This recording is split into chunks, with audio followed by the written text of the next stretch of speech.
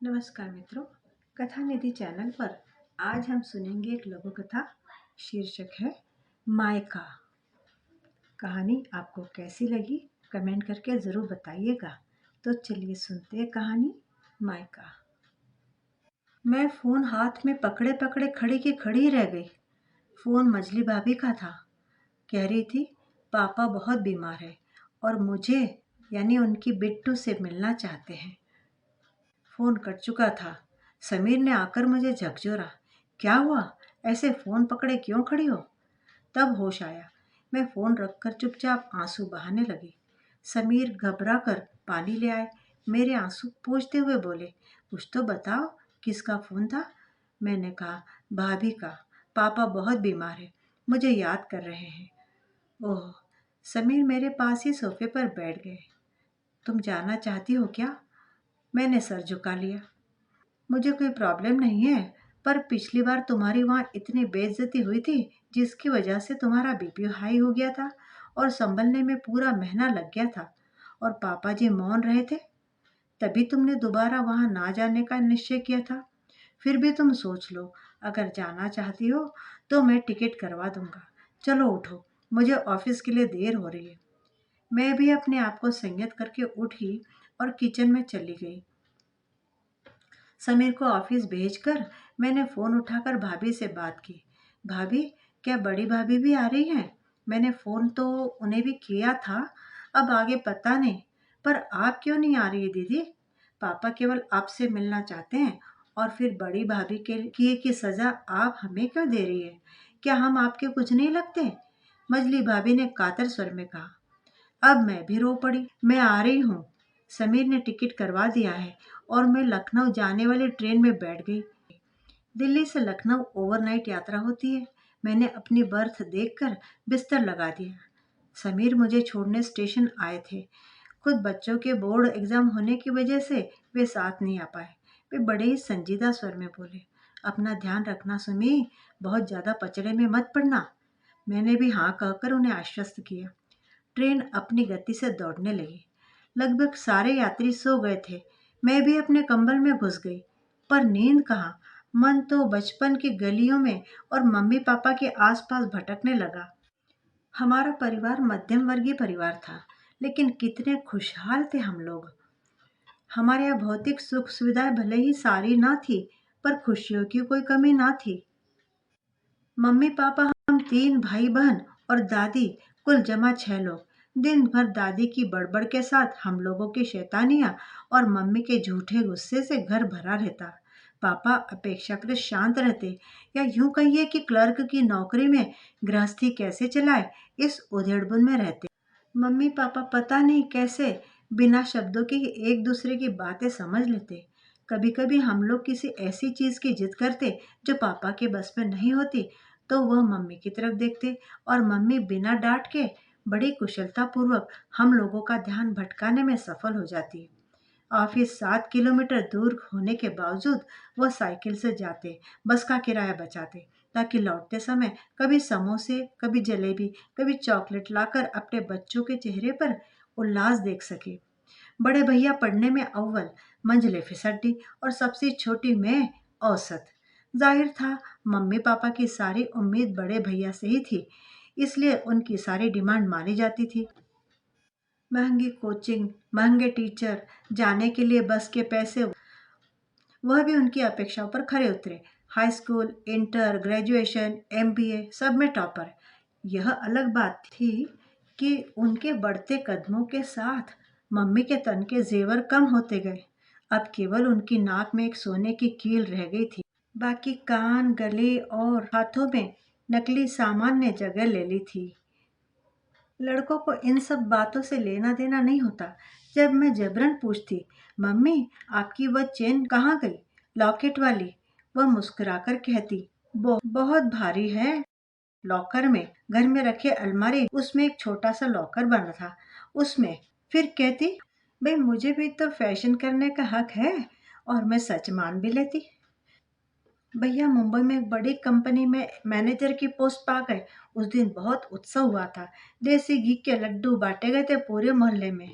पापा के चेहरे पर सुकून भरी मुस्कुराहट थी, जैसे अब वह शांति से रह सकेंगे, उन्हें चिंता करने की ज़रूरत नहीं। वहाँ जाते समय भी वहाँ के अनुसार कपड़े, जूते और टिकट का इंतज़ाम करते हुए पापा को कर्ज़ लेना ही पड़ा। भैया चले गए और मम्मी-पापा अपने सुनहरे दिनों का इंतज़ार करने लगे। रात में पानी लेने के लिए जाते हुए मम्मी-पापा की बातें सुनकर मेरी पलकें भी भीग गई थी।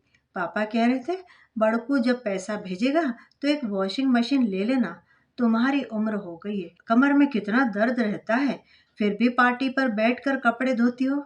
मम्मी बोली, "नहीं नहीं, सबसे पहले बाहर का कर्ज उतरेगा, फिर तुम्हारी आंख टेस्ट होकर चश्मा बनेगा। हमें पता है अब तुम्हारी नज़र कमज़ोर हो गई है।" मैं बिना पानी लिए ही वापस आ गई। जब भैया को पहली तनख्वाह मिली तो उनके न चाहते हुए भी उन्हें ऑफिस वालों को पार्टी देनी थी, इसलिए उन्होंने 50,000 में से केवल 5,000 ही पापा के अकाउंट में जमा किए और ऑफिस के मुताबिक ब्रांडेड कपड़े, मोबाइल उन्हें लेना था। दूसरी तनख्वाह में उन्हें चाल से निकलकर फ्लैट में जाना था, जिसका एडवांस जमा करना पड़ गया।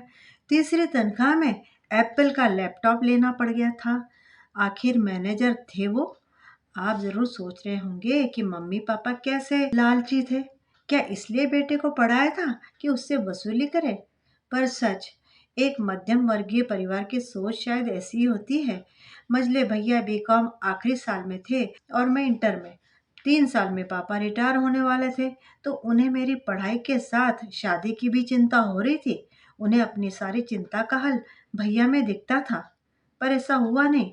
वह कभी 2,000 कभी 4,000 देते और कोई मजबूरी बता देते कि उनकी कंपनी के बॉस की बेटी सीईओ थी, नज़रें मिली और प्यार हो गया। बॉस को भी इतना होनहार दामाद और कहाँ मिलता। 6 महीने में ही सगाई की नौबत आ गई, वो भी मुंबई में ही बड़े ही ग्रैंड तरीके से। इतना एहसान ज़रूर किया था भैया ने कि हम लोगों की टिकट करा दी और पार्टी में पहनने लायक कपड़ों का इंतज़ाम कर दिया। औपचारिकता निभाते हुए भाभी और उनके पापा ने हम लोगों से मुलाकात तो की, पर हम लोग उपेक्षित ही रहे। मम्मी अपने बेटे की सगाई होते देख खुशी से फूली नहीं समा रही थी, पर पापा, वह तो अंदर ही अंदर टूट रहे थे। शादी भी 15 दिनों बाद ही थी, क्योंकि उसके बाद उन दोनों को नई ब्रांच खोलने कनाडा जाना था। खैर, हम लोग शादी कर करा के वापस आ गए और वह 3 साल के लिए कनाडा। घर आकर मझले भैया जैसे अचानक बड़े हो गए। उदास पापा की कंधों पर हाथ रखा, जैसे कह रहे हो, मैं हूं ना। मझले भैया ने कॉलेज के साथ पार्ट टाइम जॉब कर लिया और मैं बोर्ड के एग्जाम के बाद एक ऑफिस में कंप्यूटर पर बिलिंग का काम करने लगी। पापा ने थोड़ी नाराजगी जाहिर की, पर हमेशा की तरह मम्मी ने मामला सुलझा दिया। रिटायर होते-होते मंझले भैया पापा के ऑफिस में क्लर्क बन गए और मेरी शादी उनके बचपन के दोस्त के बेटे समीर से हो गई। उस वक्त समीर बैंक में क्लर्क की पोस्ट पर नए-नए भर्ती हुए थे। आज वह अपनी योग्यता और मेहनत के बल पर मैनेजर बन गए हैं। मंझले भैया की शादी में बड़े भैया भाभी नहीं आए, क्योंकि उस समय वह कनाडा में थे। मेरी शादी में भाभी प्रेग्नेंट थी, इसलिए केवल भैया ही आए। मम्मी अपनी बड़ी बहू की अपने घर आंगन में राह तकते-तकते चल बसी। मझली भाभी बहुत अच्छी थी, बिल्कुल मम्मी की परछाई। समीर का ट्रांसफ़र जब लखनऊ से दिल्ली हुआ, तब मैंने अपने सारे ज़ेवर मम्मी के उसी छोटे से लॉकर में रख दिए कि नए शहर में लॉकर ले लूँगी, फिर ले जाऊँगी। मम्मी ने मेरी अमानत जानकर पापा को चाबी पकड़ा दी, ताकि हिफाज़त से रहे। मझले भैया भाभी को भी पता था। 2 साल ऐसे ही निकल गए। मुझे दिल्ली में सेट होते-होते आवश्यकता भी नहीं पड़ी कि मैं अपना ज़ेवर ले जाऊँ। अकस्मात मम्मी के गुज़र जाने की खबर आई, तब पहली बार बड़ी भाभी आई। 3 दिनों के शांति हवन के बाद पापा ने मुझे चाबी सौंपते हुए बोला, "बेटी, अब अपना सामान ले जाना।" मैंने भी चाबी पकड़ ली। अगले दिन सबकी रवानगी थी। कपड़े रखते हुए मुझे चाबी का ध्यान आया। मैं मम्मी-पापा के कमरे में जाकर लॉकर खोलने लगी। उतने में बड़ी भाभी आ गई। व्यंग्यात्मक स्वर में बोली, "वाह वाह! माँ को मरे अभी 4 दिन हुए, यहाँ तो चालाकियाँ शुरू हो गई। ननद रानी, कैसे आप मम्मी का सारा ज़ेवर हड़प लेंगी? बराबर का बँटवारा होगा।" मैं तो सन्न रह गई। भाभी यह मेरे जेवर है, मैंने मम्मी को रखने के लिए दिए थे। हद है झूठ बोलने की। भाभी जी चीखी। एक तो चोरी, ऊपर से सीना चोरी। उनकी चीख सुनकर सब कमरे में आ गए। देखा इस घर में क्या हो रहा है। भाभी फिर चीखी। पापा जी को बरगला कर मम्मी का सारा माल खुद हड़प करके निकली जा रही थी। मजली भाभी बोली, नहीं दीदी यह उसी का सामान है। मम्मी जी के पास तो सिर्फ नाक की कील थी जो पापा ने उतारने नहीं दी। हाँ हाँ, तुम तो उसका पक्ष लोगी, थोड़ा बहुत तुम्हें भी तो मिल जाएगा। भाभी मैं चीख पड़ी। आप अपनी हद भूल रही हैं। आप इनके पैरों की धूल भी नहीं है। इन्होंने हम सबको संभाला है, मम्मी पापा की सेवा की है, वह भी निस्वार्थ। अब भैया के चीखने की बारी थी। तुम्हें तमीज है कि नहीं बड़ों से बात करने की। गलत काम करते पकड़ी गई तो चिल्लाकर अपने आप को सही साबित कर लोगी। अब मेरी बर्दाश्त के बाहर था। मैं भी कोई छोटी बच्ची तो थी नहीं। समीर और मेरे बच्चे सामने खड़े थे। उनके सामने अपना अपमान मायके में होता देख मैं बिखर गई। आप तो सही गलत ना ही समझाओ। अरे जिन मम्मी पापा ने अपना और अपने दोनों बच्चों का भविष्य आपके ऊपर न्यौछावर कर दिया। पापा कर्जे में डूब गए। मम्मी का एक एक जेवर आपकी डिग्रियों पर भेंट चढ़ता गया। आपने क्या किया? आपने अपने जीवन से दूध की मक्खी की भांति निकाल फेंका हम लोगों को। हमारे लिए ना करते, कम से कम जन्म देने वाले के साथ तो न्याय करते। ईश्वर की लाठी में आवाज नहीं होती। 12 से सुई चलकर वापस 12 पर ही आती है। आप तो सही गलत ना ही समझाओ। मत भूलिएगा, आप भी एक बाप हैं बेटे के। ईश्वर ना करे कल को। अभी मेरे शब्द मुंह में ही थे कि भैया का थप्पड़ मेरे गाल पर पड़ चुका था। दूसरा पड़ता इससे पहले समीर ने उनका हाथ पकड़ लिया। बस भाई साहब, बहुत कर ली आपकी इज्जत। अब अगर आप एक शब्द भी बोले सुमी के खिलाफ तो मैं भूल जाऊंगा कि आप मेरी पत्नी के बड़े भाई हैं। भैया ने समीर का कॉलर पकड़ लिया। अपने पति का अपमान सह न सकी और भैया को जोर से धक्का दे दिया। पापा आंगन में खड़े सब देख रहे थे, पर यार वो मम्मी के अचानक चले जाने से होश में नहीं थे या समझ नहीं पाए कि कमरे में हो क्या रहा। उनकी चुप्पी मुझे खल गई। मझले भैया बाहर गए थे। अच्छा ही था, वरना भाई भाई में भी महाभारत हो जाती। मैंने गुस्से में वैसे ही लॉकर बंद कर दिया और चाबी पापा के पास फेंक दी। नहीं चाहिए मुझे, दे देना इसे, इस बड़ी भाभी को। अब मैं कभी इस घर में नहीं आऊंगी। मेरा मायका आज से खत्म। और तुरंत ही पति और बच्चों को लेकर स्टेशन चल दी। मजली भाभी रोकती रह गई। तब से 4 साल हो गए। पापा जब होश में आए होंगे, मजली भाभी ने उन्हें बताया होगा। उन्होंने कई बार मुझसे बात करने की कोशिश की, पर मैंने करी ही नहीं। अपना और अपने से ज्यादा समीर का अपमान याद आते ही दिल क्रोध से उबलने लगा। मजले भैया भाभी मिलने भी आए दिल्ली, समझाया भी, पर मैं नहीं गई। पर आज रहा नहीं गया पापा की हालत सुनकर। चाय चाय आवाज सुनकर मैं वर्तमान में आई। कानपुर आ गया था। इसका मतलब मैं सारी रात नहीं सोई। मैंने चाय ली और उठकर बैठ गई। 1.5 घंटे में लखनऊ भी आ गया। मैं अपना सामान लेकर उतरने ही वाली थी कि एक नवयुवक ने मेरा बैग हाथों में ले लिया। उसके साथ मजली भाभी की बेटी भी थी, जो 4 साल में किशोरी से युवावस्था की ओर जा रही थी। नमस्ते बुआ, उसने कहा। मैंने उसे गले लगाया। सच में खून के रिश्ते बड़ा सुकून देते हैं। प्रश्नवाचक नजरों से मैंने लड़की की तरफ देखा। मैं इसको इसका दोस्त जतिन कहकर उसने मेरे चरण छू लिए। मैंने भी खुश रहो का आशीर्वाद दिया। घर पहुंचकर सबसे पहले मैं पापा के कमरे में गई। वे बहुत कमजोर लग रहे थे। उनसे चिपक कर मैंने कई बार सॉरी बोला। वह हमेशा की तरह मेरा सिर सहलाते रहे प्यार से। तब तक भाभी चाय ले आई। बहुत याद कर रहे थे आपको दीदी। हाँ भाभी, इसलिए तो आ गई। जबरन होठों पर मुस्कान लाकर कहा। मन ग्लानि से भरा था। क्यों नहीं आई मैं? क्यों नहीं बात की मैंने पापा से जिन्होंने अपनी पूरी जिंदगी हमारे नाम कर दी। इतना गुस्सा मैंने क्यों दिखाया पापा? पापा जैसे मेरे मन के विचारों को पढ़ रहे थे, जैसे मेरे हाथों को थपथपाने लगे, जैसे कहना चाहते हो, कोई बात नहीं बेटी, जाओ, रात का सफर था, थोड़ा आराम कर लो। पापा ने कमजोर आवाज में कहा। मैं उठ गई। बाथरूम जाते समय मुझे फिर वही लड़का जतिन दिखाई दिया। वो पापा के हाथों में मॉलिश कर रहा था। थोड़ा आश्चर्य भी हुआ, दोस्त होकर इतनी सेवा। पर थके होने से मैंने इग्नोर कर दिया। बाथरूम से निकलते हुए मेरा पैर अचानक ही मुड़ गया। मैं गिरती इससे पहले ही 2 बलिष्ठ बाहों ने संभाल लिया। आराम से बुआ, जतिन की आवाज़ थी। उसके मुंह से बुआ शब्द सुनकर अच्छा भी लगा और आश्चर्य भी। उसने मुझे सहारे से कुर्सी पर बिठा दिया। नाश्ता लग चुका था। भैया, भाई, भाभी, भतीजी सब आ गए। भाभी ने आवाज़ लगाई, जतिन तुम भी आ जाओ। जतिन आकर अपना और पापा का नाश्ता लेकर अंदर चला गया। मैं दादू के साथ कर लूँगा। मैं खाते खाते भाभी का चेहरा देखने लगी। भाभी मेरा प्रश्न समझ गई। मुस्कुराकर बोली, यह बड़े भैया का लड़का है, बहुत प्यारा और समझदार। पापा का सुनकर भैया भाभी आना चाहते थे, पर आपके सामने आने से कतरा रहे थे। उन्हें अपनी गलती तुरंत ही समझ आ गई थी। जब बाबूजी ने आपके जाने के बाद भैया को बहुत लताड़ लगाई थी, पर आप इतने गुस्से में गई थी कि किसी की हिम्मत ही नहीं थी आपसे बात करने की। पापा ने कई बार आपको बताने की कोशिश की, पर आपने बात ही नहीं की। जतिन ने भी इसलिए अपना सही परिचय आपको नहीं दिया कि कहीं भैया भाभी की वजह से आप उसे भी दोषी ना मान ले। मैंने कनखियों से देखा, जतिन दरवाजे की ओट से सब सुन रहा था और बराबर अपनी आंखें पोंछ रहा था, शायद रो रहा था। मेरा कलेजा हिल गया। मैंने इशारे से उसे बुलाया। वह सीधा आकर मेरे घुटनों के पास जमीन पर बैठ गया। बुआ, रूंधे गले से उसने कहा, मैं तो जानता ही नहीं था कि मेरे इतने प्यारे चाचा चाची, छोटी बहन, मेरे इतने प्यारे दादू और इतने स्वीट ब्यूटीफुल बुआ और उनका परिवार है।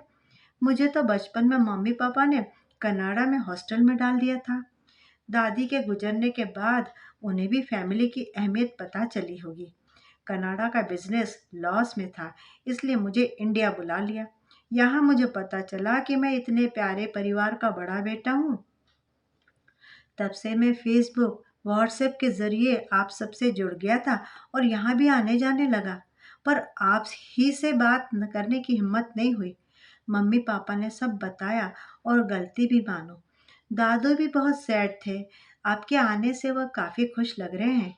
बुआ, क्या एक गलती के लिए आप हम लोगों को ज़िंदगी भर पनिशमेंट दोगी? उनकी छोड़िए, मैंने क्या बिगाड़ा है? उसका तो सिर्फ गला रौंद रहा था। मेरी आंखों से तो गंगा जमुना बह रही थी। मैंने उसे खींचकर गले से लगा लिया। तू तो बहुत अच्छा है रे मेरे बच्चे। अगले दिन पापा की तबीयत बिगड़ी और बिगड़ती ही गई। जतिन ने भैया को फोन कर दिया था और 4 घंटे में वे दरवाजे पर थे।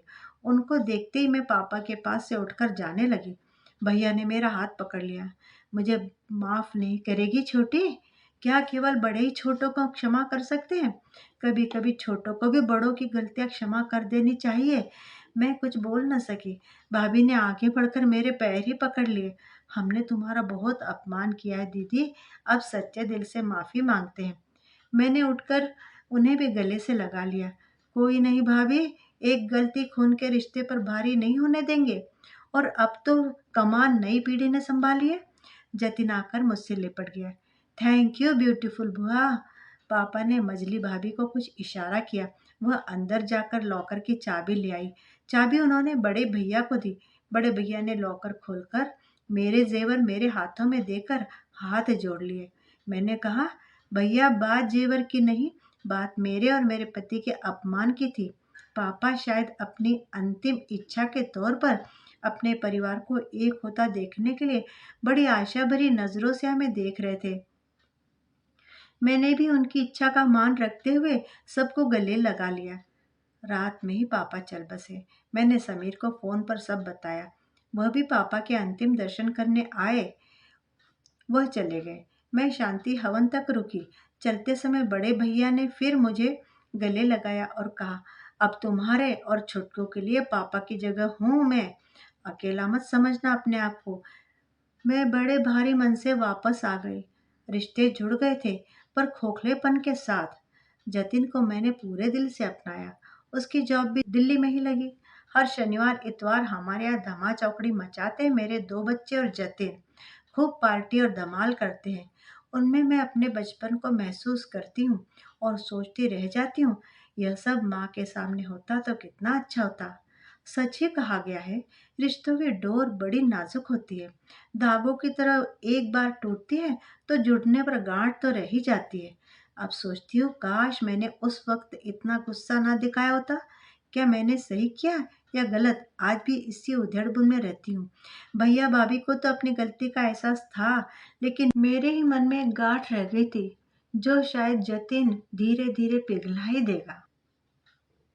उम्मीद करती हूँ कहानी आपको अच्छी लगी होगी। कमेंट करके बताइएगा ज़रूर, और हाँ, लाइक भी कीजिएगा, और चैनल पर नए हो तो चैनल को सब्सक्राइब ज़रूर कीजिएगा, बेल आइकॉन को भी ज़रूर दबा दीजिएगा। मिलती हूँ दोबारा बढ़िया सी कहानी के साथ, तब तक विदा।